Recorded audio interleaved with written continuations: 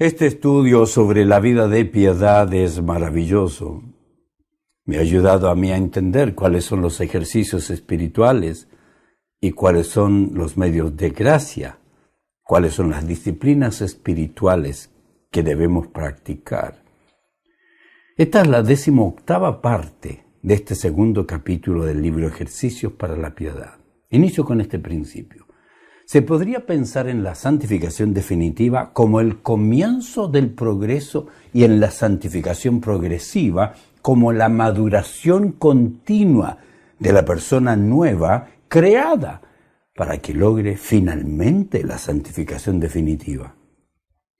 Los cristianos siempre lucharemos y a veces caeremos en pecado, pero somos nuevas criaturas salvadas y santificadas, pero no totalmente transformadas. No olvide nuestra salvación, nuestra santificación y un día la glorificación donde seremos como Él es. Hemos estudiado 3 de mis conclusiones que nos ayudan a comprender mejor la doctrina de la santificación. Le invito a seguir avanzando en el estudio de otras de las conclusiones más importantes con respecto a esta doctrina. Cuarto, que la santificación es una obra sobrenatural, es una obra divina, sin ninguna participación humana. Pablo nos recuerda que es Dios el responsable de que esto suceda. Sus palabras son claras, no podemos cambiarlas. Note lo que dice: ahora que el Dios de paz os haga santos en todos los aspectos, y que todo su espíritu, alma y cuerpo se mantenga sin culpa hasta que nuestro Señor Jesucristo vuelva. Concluye Pablo diciendo: Dios hará que esto suceda, porque aquel que los llama es fiel. El que inició en nosotros lo va a cumplir esta obra. Esta definición es la que generalmente se usa cuando se habla de santidad. Porque, recuerde lo que le repito, la santificación es obra divina. Porque es el Dios de paz el que nos hace santos en todos los aspectos de nuestra vida.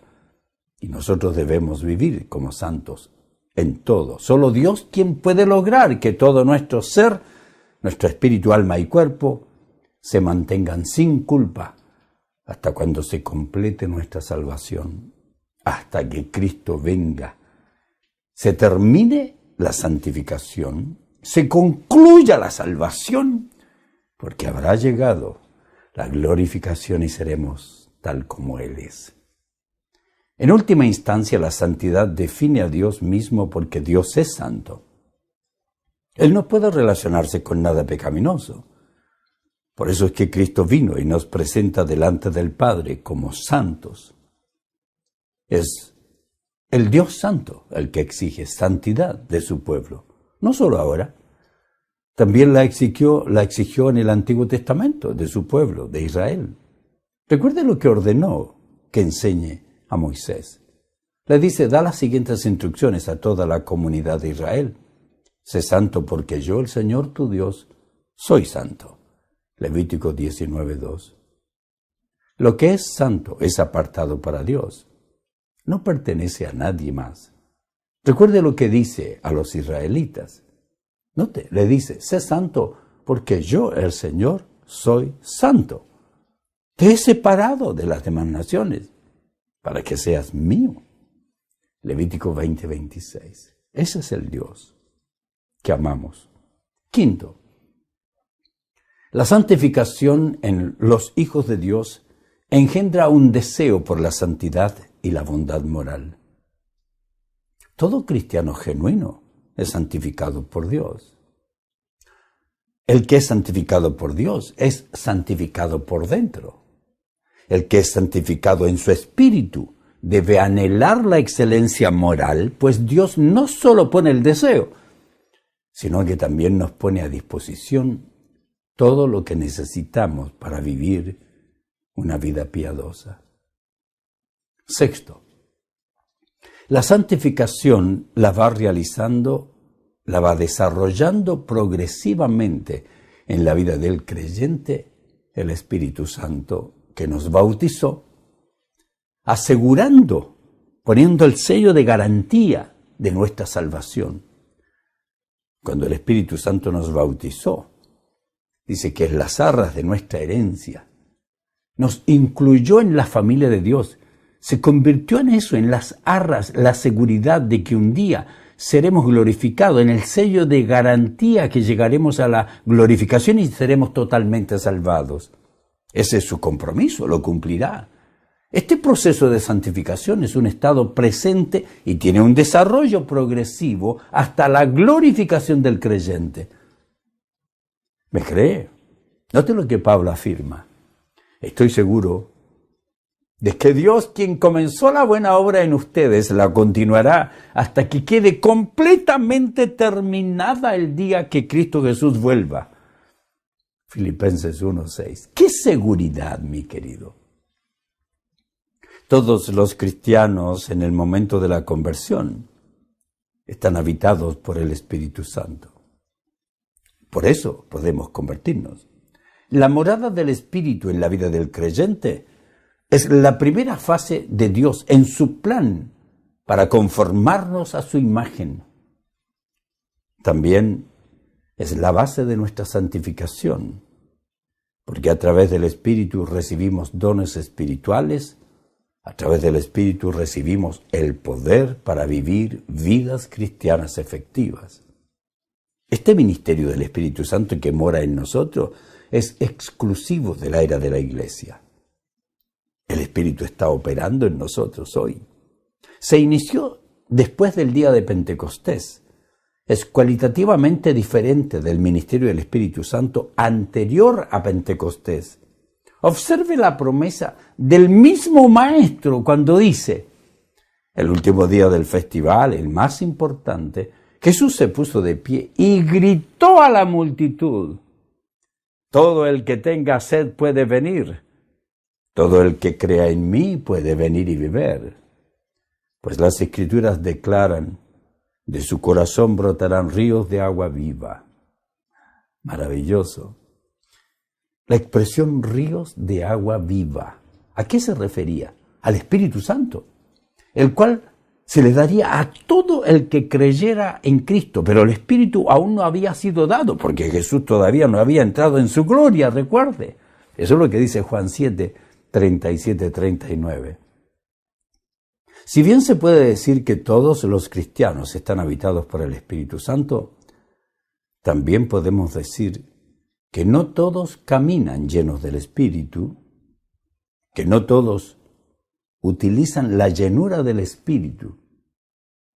Porque la llenura del Espíritu no demuestra la cantidad de Espíritu que el cristiano tiene. Está lleno, tiene más del Espíritu, es más vacío. No, la cantidad de control que el cristiano le permite sobre su carne depende de la cantidad de palabra comprendida, entendida, aplicada.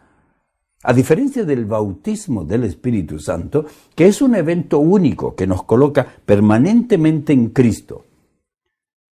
Llenarnos es un estado temporal, es una experiencia que los cristianos deben ir buscando tener regularmente. Mientras más obedecen, más paso le abren al Espíritu Santo. No es pedir más Espíritu, no es buscar más Espíritu, es permitir que la palabra de Dios bien estudiada, bien interpretada, comience a llenar nuestra vida para que vaya saliendo la maldad y domine el Espíritu y no la carne. Su aplicación nos permite estar llenos de las verdades del Espíritu y podemos dominar más nuestra carne.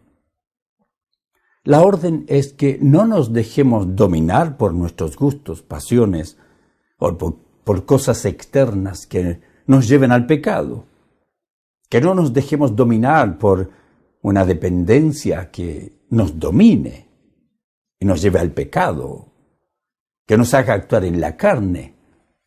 En vez de eso, dice, del vino que le va a dominar, las drogas que le dominan, la marihuana, debemos dejarnos dominar por la palabra de Dios, que nos sigamos llenando de la verdad, del poder de la palabra, conociendo más, practicando más, pues solo así somos más llenos del Espíritu de verdad que nos da la victoria. Esa es la orden de Pablo. Note, escribiendo a los Efesios, no se emborrachen con vino, porque eso les arruinará la vida. En cambio, sean llenos del Espíritu Santo. De la misma manera que el alcohol se mete en nuestro cuerpo, daña nuestra mente, afecta la forma en que actuamos. Cuando uno está lleno del Espíritu, porque está practicando la verdad, el Espíritu tiene más control. La infusión de poder espiritual es lo que permite a un cristiano hacer mucho más de lo que él o ella podría hacer naturalmente. El Espíritu Santo es esencial. Cuando alguien está lleno del Espíritu, no es porque está llorando, más bien está facultado para llevar a cabo la voluntad de Dios. Por eso necesita conocer la revelación donde se nos entrega la voluntad de Dios. Conocer la voluntad de Dios, practicarla, nos hace llenarnos más y más del Espíritu. Vivir una vida cristiana eficaz requiere que cultivemos una actitud de continua dependencia del poder del Espíritu para que nos energice y nos haga verdaderamente efectivos para el servicio. Cuando no tenemos intimidad con Dios, cuando preferimos continuar viviendo en ciertos pecados que no conocen otros, mientras más pecados ocultos, escondidos tenemos, menos control del Espíritu tenemos, menos llenos estamos, porque permitimos estar más llenos de los deseos y obras de la carne, y entonces estamos eliminando el poder del Espíritu en nuestra vida. En lugar de experimentar el poder, experimentaremos entonces la disciplina correctiva de Dios por desobediente. Eso es lo que Pablo nos está diciendo, note.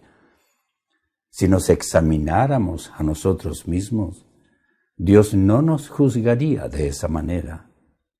Sin embargo, cuando el Señor nos juzga, nos está disciplinando para que no seamos condenados junto con el mundo. Primero a los Corintios 11, 31 y 32. Porque hemos despreciado el poder del Espíritu y hemos permitido el dominio de la carne, vamos a ser disciplinados. Porque eliminamos el control del Espíritu para permitir el control de la carne. Eso es lo que nos comunica también el escritor de Hebreos. ¿Acaso olvidaron las palabras de aliento con que Dios les habló a ustedes como a hijos? Él dijo, hijo mío, no tomes a la ligera la disciplina del Señor y no te des por vencido cuando te corrige. Pues el Señor disciplina a los que ama y castiga a todo el que recibe como hijo. Hebreos 12, 5 y 6.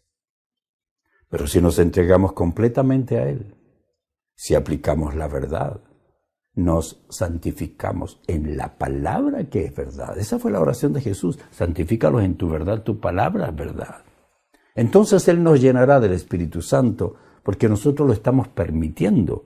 Hará cosas a través de nosotros que nunca podríamos hacer por nosotros mismos, porque el Espíritu Santo le dejamos que tome control.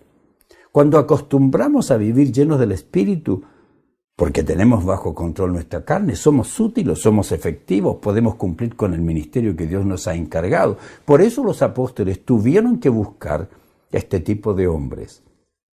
Note, ¿qué tipo de hombres buscaron? Escuchen.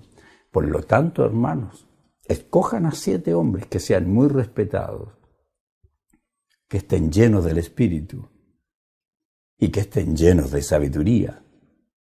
A ellos les daremos esa responsabilidad. ¿De acuerdo? Entonces nosotros los apóstoles podremos dedicar nuestro tiempo a la oración y a enseñar la palabra, porque otros hombres de Dios llenos del Espíritu, que son maduros, se van a encargar de servir a las mesas. Esteban pudo ver lo que sin la llenura del Espíritu no podría haber visto. Note lo que dicen los líderes judíos, se enfurecieron por la acusación de Esteban y con rabia le mostraban los puños. Pero Esteban, lleno del Espíritu Santo, fijó la mirada en el cielo y vio la gloria de Dios y vio a Jesús de pie en el lugar de honor, a la derecha de Dios. ¡Qué tremendo! Y les dijo, señores, miren, veo los cielos abiertos, al Hijo del Hombre de pie en el lugar de honor. a la derecha de Dios. Ese es un hombre de Dios. Bernabé cumplió su ministerio en forma efectiva también. Note lo que dice. Bernabé era un hombre bueno, lleno del Espíritu Santo, firme en la fe. Y mucha gente llegó al Señor. Hechos 11:24. Cuando el cristiano vive lleno del Espíritu Santo, demuestra su fe, porque está aplicando la verdad, si esto es lo más lógico de entender, está aplicando la verdad a su vida, por lo tanto, su espíritu está dominando a la carne, y muchos podrán notar su transformación, su santidad y su madurez. Pruebe esto, empiece a practicar la verdad. Llenarse del Espíritu Santo es cuestión de entregarse totalmente a Dios. En vez de maldecir, bendiga. En vez de confrontar los conflictos con violencia, enfrente con paz y tranquilidad. Esa entrega que ocurre tanto en el área de la voluntad revelada de Dios como en la aceptación de las circunstancias de la vida en las que Dios nos ha colocado. El juntar aquello que Dios nos está dirigiendo y obedecerle es lo mejor. Según Pablo en Romanos 6, los creyentes deben elegir si se rendirán a Dios o al pecado. Cuando alguien pone su vida completamente bajo el control de Dios, no puede seguir siendo dominado por el pecado. Es entonces que el Espíritu recibe rienda suelta para empoderarlo.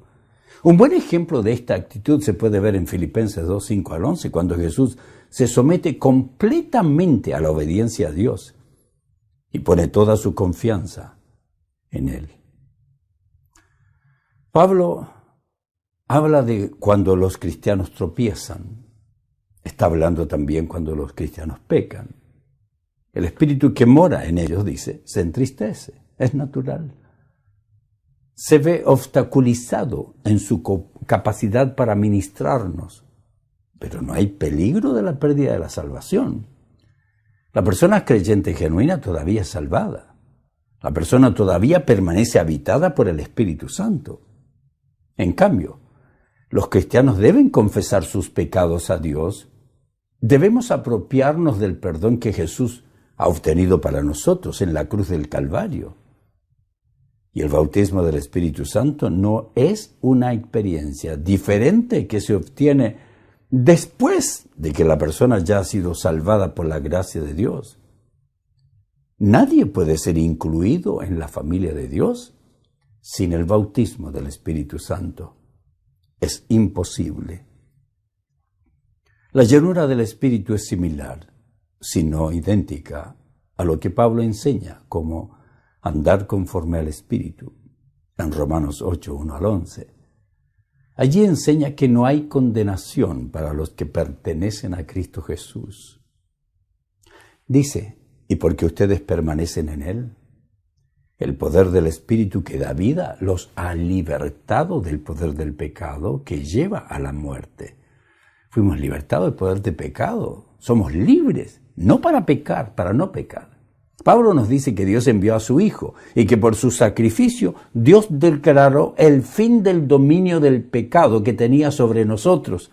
Por eso dice, ya no seguimos a nuestra naturaleza pecaminosa, sino que seguimos al Espíritu.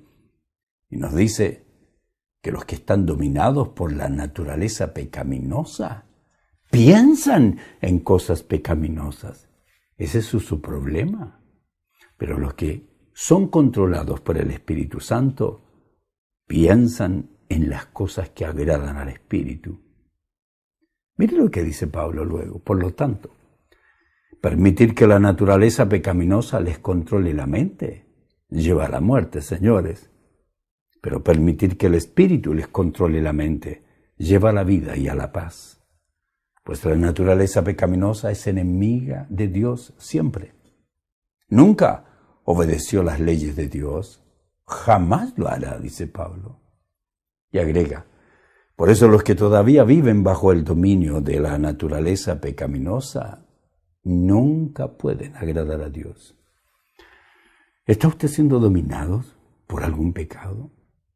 Pablo nos dice que no debemos estar dominados por la naturaleza pecaminosa.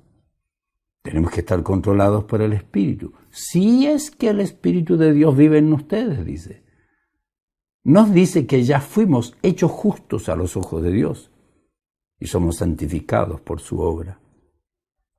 Es por medio del Espíritu que podemos conocer la verdad. Espíritu de Dios, no el espíritu del mundo. De manera que podemos conocer, dice nosotros, porque recibimos el Espíritu de Dios, podemos conocer las cosas maravillosas que Dios nos ha regalado. Primero a los Corintios 2:12. Pero me encanta lo que agrega Juan. Ustedes han recibido el Espíritu Santo y Él vive dentro de cada uno de ustedes. Así que no necesitan que nadie les enseñe lo que es la verdad, pues el Espíritu les enseña todo lo que necesitan saber y lo que Él enseña es verdad, no mentira. Así que tal como Él les ha enseñado, note, extraño, permanezcan en comunión con Cristo. Este Espíritu nos da la seguridad de que usted y yo somos realmente hijos de Dios.